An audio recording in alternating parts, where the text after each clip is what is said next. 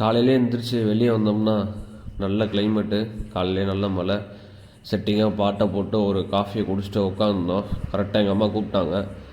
இப்படி எங்கே ரெடியாக இருந்தோன்னு பார்த்தீங்கன்னா வெளியெல்லாம் போலங்க. பொங்கலை முன்னிட்டு நம்ம வீடு சுத்தம் செய்ய பணியில் தான் இறங்கியிருந்தோம்.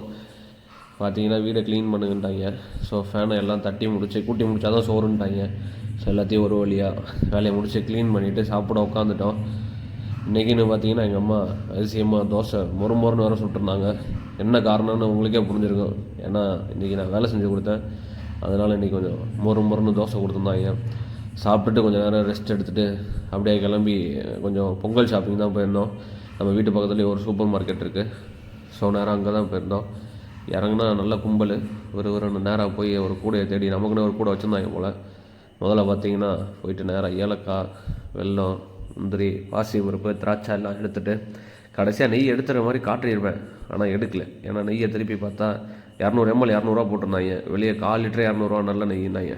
சரி ஓகேன்னு அதை வாங்கிட்டு வீட்டுக்கு கிளம்பியாச்சு. வீடியோ பிடிச்சிருந்தா லைக், ஃபாலோ அண்ட் சப்ஸ்கிரைப் பண்ணிங்க.